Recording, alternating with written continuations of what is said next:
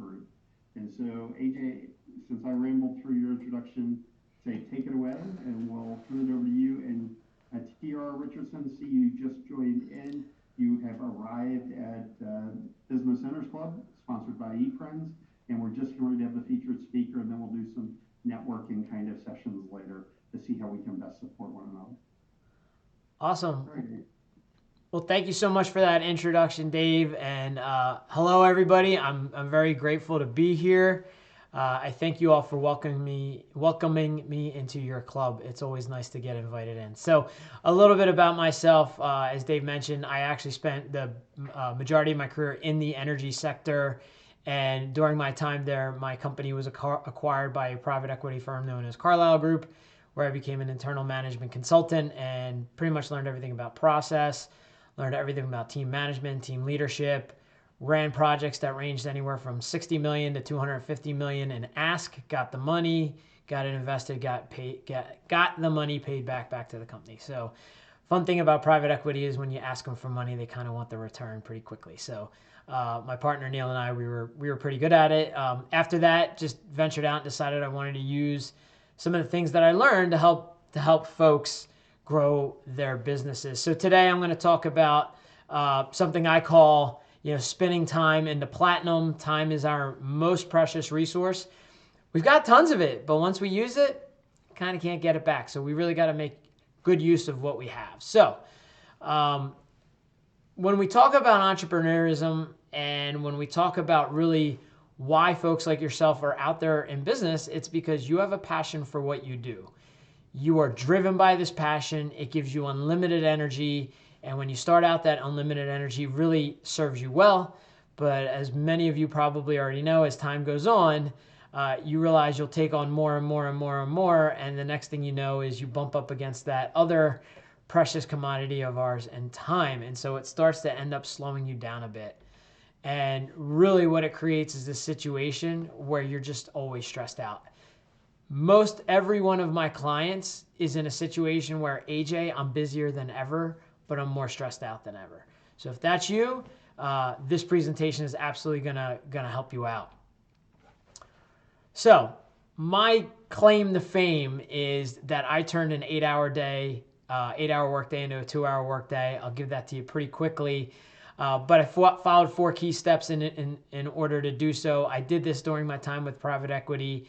It's kind of what launched my career, where I was able to put together a group of people, optimize the tasks that we needed to get done, improve the communication, really take a hard look at work processes, and in the end, layer in automation. And when I did that, we had huge success, and a lot of success came to me because of that. And that's what I like to help people with. And so here are the 4 steps. Really, I'm going to go into detail of this. Optimizing a plan of action. As entrepreneurs, there's a lot on your plate. What should you work on first? What really isn't important today? Creating effective work processes. For many of my clients, their number one thing is, I don't know how work gets done in my company. I just know that it gets done and magically we deliver. Well, as you grow and you scale, this tends to be a problem. Because if you're not keeping track of what's going on, you could be losing out in opportunities for efficiency. Team communication is another thing. As entrepreneurs, you start your business, it's kind of running based on you. And when you start bringing team members in, they need to start understanding how they work better in the ecosystem and how everybody's kind of working together. So we have to improve communication. And finally, we want to layer in automation when we get a chance. So optimizing a plan of action. What does this mean? This means understanding what your first priority is and what your last priority is, starting at the top of the list and working down from there.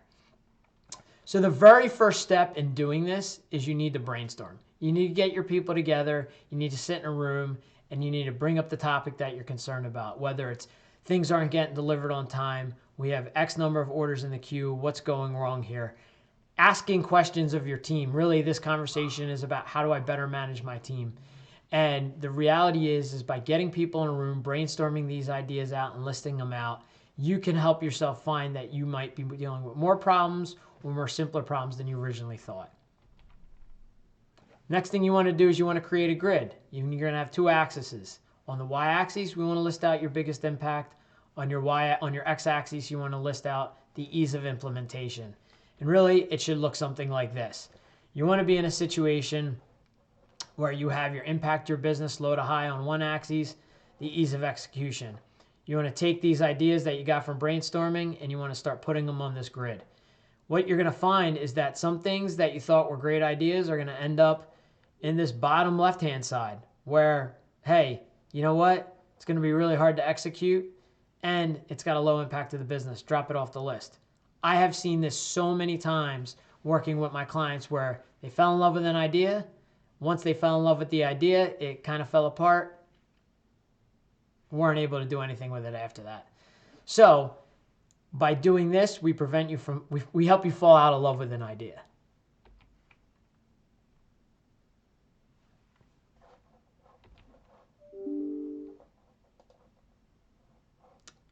All right. So what's the results of going through this?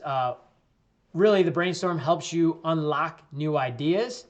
The task list focuses on critical steps and why. You know where to begin and why, so you use that grid. You kind of start with the top right-hand corner and you move your way down. You get a full vetting of what's truly important. Sometimes good ideas just aren't good ideas. And finally, here's the real big win, is you're using your team to accomplish these goals. So guess what? Your team's more engaged now. They feel like they're a part of the solution. The next thing that we want to do, let's take a look at effective work processes. So why do we want to look at an effective work process? Because this is how work gets done.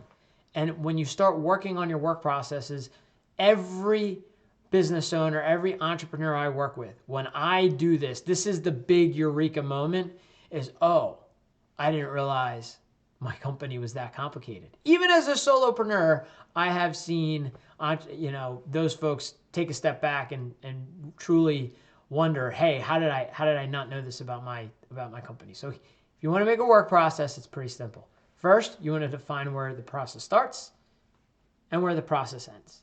That's where you want to be. Then you work with your team and you ask, okay, what is step number one? You ask what step number one is. You ask who executes step number one. And you ask how much time it takes to execute that step. And then every time you come to a point where it's, hey, what decision do I need to make? Use a triangle, or I'm sorry, a diamond. You put the diamond on the screen and you say, hey, you ask the question, you give it the answer. Depending on the answer, you might see the process branch out in one way. So here's what it might look like. Very simple. However, many times, this is not what it's ultimately going to end up looking like. They end up getting much more complicated. This was actually a very simple work process that I had for a client. I did change it up a bit, but essentially it's how they set up a live session and all the different steps they were taking, and they had multiple people involved with it. And when we laid this out for them, they were like scratching their head like, geez, I didn't realize that. So what are the results? What happens when you work these work processes like that? Look, number one, you get a clear understanding of how work gets done in your company. That is paramount to everything. Number two, because you're writing down who's responsible for what task and how long, you're really starting to gain an idea of roles and responsibilities. And that's hugely important. Why? Because your team members are now going to know what role they play in the work process. And you know what that does? It starts bridging the gap of communication. People now understand when they're going to get handed the ball and when they're going to hand the ball off and to whom, right? This is huge.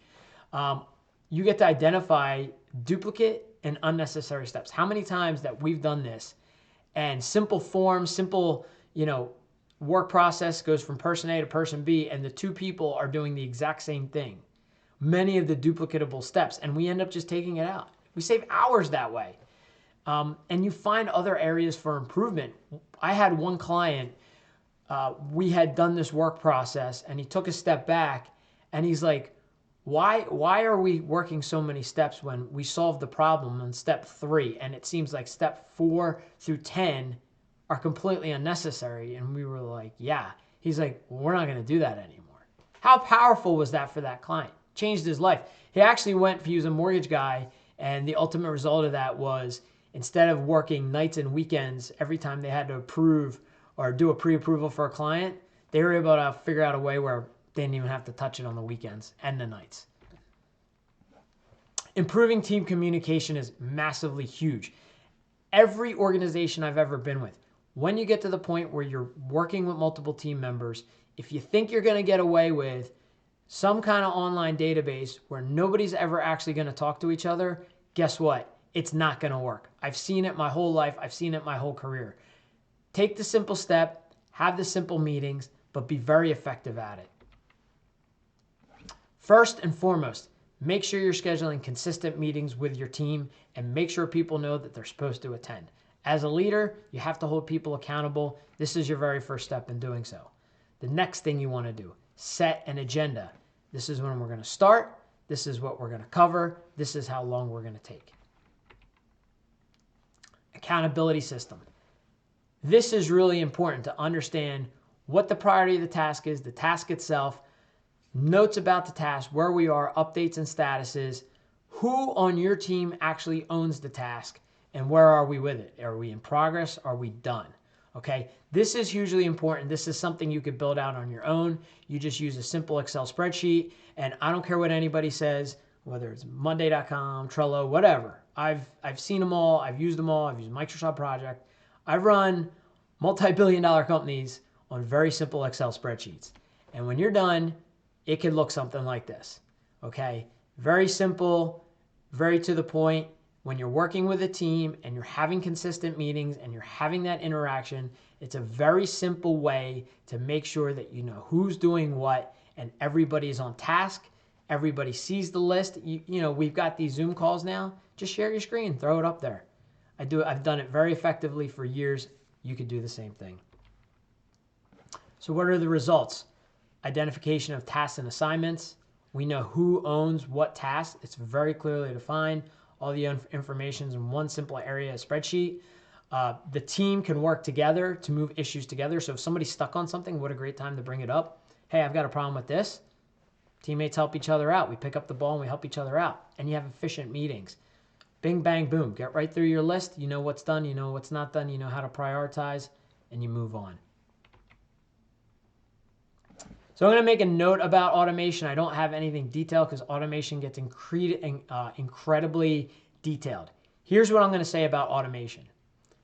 Unless you've done the other 3 points that I brought up earlier, we talk about organization, we talk about your process, we talk about your communication. Those 3. You have to do those 3, no matter what business you are. If those are not properly set in place and being well executed, don't even bother with this. I've seen it a million times.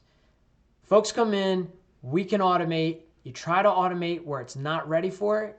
It's a disaster. It's a waste of money. I know people who have spent $100,000, $200,000, $300,000 going after RPAs, going after bots to make this work. It won't work. So this step, I don't go into too much detail because I don't want to give people ideas. I'm going to go start automating before doing the other 3 things. Automation has its place. It's beautiful. It's wonderful. I myself, I'm a mechanical engineer who knows how to code. Okay, I've written plenty of automation in my career. I've run many companies using the automation that I've written, and it works great. But I would never suggest to go after it unless you take care of the first 3 points first. Now, this is something I'm going to give away. My website, createtime.today. If you check it out, I actually have this sheet. It's a free version. It's kind of limited in its access, but it's a great place to get started.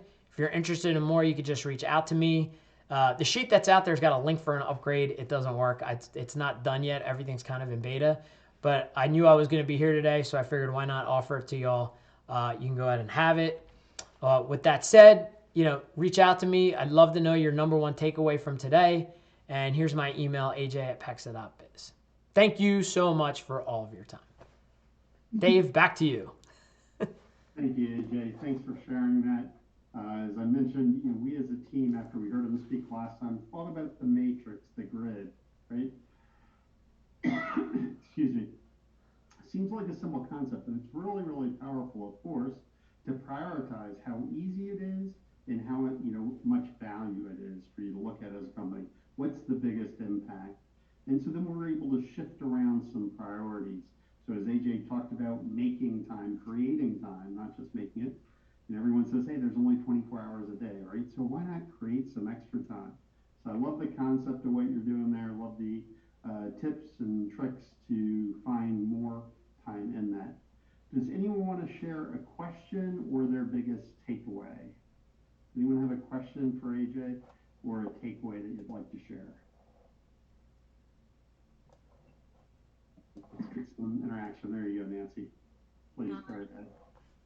I kind of like thought about it in the back of my mind, but I agree with him totally. And it's maybe through time we realize it more and more, and it's that time is so precious, and it just moves on. And there are so many things online now because of what had happened with COVID and everything that we tend to try to grab and go to different organizations that have Zoom things, but if they're not pertinent to our own business or what we want to learn, like what you're offering, David, with Eprenz and stuff, and apologize not getting to all of them, but the thing, because I think it's very, very valued, and I think a lot of people need to know that time is precious. You got to be organized. You got to be able to, if you have a team, to communicate and not spin the wheel every time that you have a meeting and answer the same question. So my takeaway is like just realizing how important time is and making sure that I dedicate it to what's going to help me in my business and making those specific connections. Thanks, AJ. You're so welcome, Nancy. Nancy, I think that's a great takeaway. I mean, time is so important. It's one thing we can't create more of other than by being more efficient. And, money you can always kind of create more as an entrepreneur, something that entrepreneurs can be gifted with, although I know it also takes challenge of doing it. Any other questions or comments for AJ? If not, so you can ask questions later if you're being shy. People are often shy until other people get out there and ask some questions. I'd like to know, what were you hoping for today out of this event? What would make this event really worth time, right? Time is one of the topics today. So what would make this just like, this is what you were hoping for? What would make this tremendous time value today? So I'm going to call on people if people don't volunteer, because everyone always ends up being shy. And so how about Norman? What would make this event today really worth your time? Obviously, everyone wants business, and that could be something that makes it worth time. Go right ahead.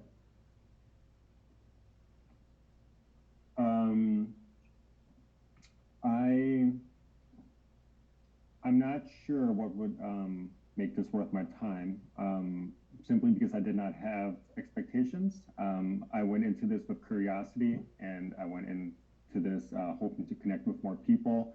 Part of my job in the video world is meeting and just getting to know people's stories, and that's a big part of what I love.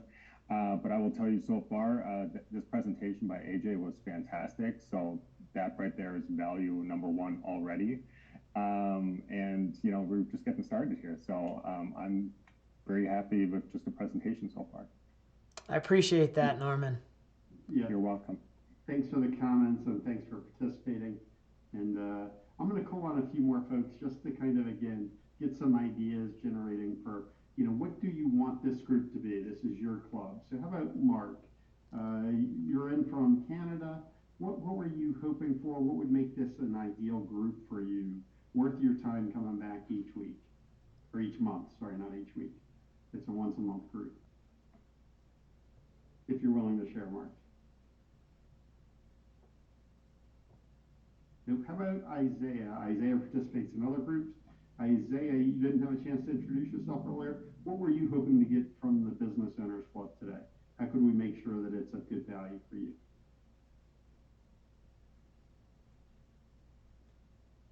Isaiah is going to be quiet today. I can tell you Isaiah is from Cleveland, Ohio, and he runs a CBD business. Actually, he's getting ready to launch one with two of his friends. How about Trent? Trent, we haven't heard from you yet. You can just kind of maybe briefly introduce who you are and what would make this of good value for you. And everyone, feel free to drop your contact information in the chat. That's one way we can network, and we will do some breakout sessions as well. Yeah, my name's Trent. I'm from the U.S. but live in Zurich, Switzerland. On an international NGO that has a lot of entrepreneurs. Came to find out more about your club and your network, and yeah, see what your priorities in business are, and yeah, just gather information basically. So I guess that would be my short answer of what would make this worthwhile is all about what makes you tick. Great, thanks for sharing. And I apologize for putting people on the spot, but without doing it, sometimes people don't speak up. And so I think one of the things for this club is we need to figure out how to add the most value and maybe give you a clearer sense of the value you'll get each time. Today, AJ's presentation was definitely an important part of the value. But how about Katrina? Katrina, and then I think we'll move into the breakout sessions next. Do you want to share what you were hoping to get from the group today? And maybe introduce who you are as well, if you're willing. Hi, I am Katrina Reynolds. I'm sorry, I'm inside of a school right now, so I have a mask on. But I'm Katrina Reynolds. I'm from Chicago, Illinois. I own a company called UWIN, which we specialize in community impact consulting. And I did not have any expectations with logging in to this meeting today. I was just learning. But one thing that I do want to get out of, since I have a startup company, just gaining that confidence on continuously engaging to our audience. And of course, we are entrepreneurs, and so we got to continue to stand out with our audience and keep, and just stay ahead of the game. And so, if we can think about different strategies on keeping our clientele high, and different strategies to get ourselves out there and branding ourselves, I would really love that type of information. Okay, fantastic. I appreciate you sharing that. And I see Don has his hand up. John, sorry. John, would you like to go ahead? Well, to respond to your question about what would deliver the most value, I think what AJ had to say was very interesting, but I think if you ran us through an abbreviated process where we tried to follow the process that you laid out, I think that would make it easier to understand it and remember it. I would love to do that at some point. The thing about, I had some time restraints, so I don't want to go into too much detail on every little thing. But I like the idea of maybe doing more workshop as some of these Mm-hmm. things. A workshop could also be a way where we get to know one another, because I do think that's what I'm hearing from everyone is no specific, things that they expected out of the group, but getting to know people as part of it. And we do the breakout rooms, and that's what we're going to do next as a way to get to know people. But there could be group exercises or things like the volunteer process. So the next thing we'll do is we'll do a breakout room, and to make the topic relevant to today's topic, talk about how do you create time? How are you with time? Right? Do you have time challenges? How do you overcome those time challenges? So we'll do, I guess,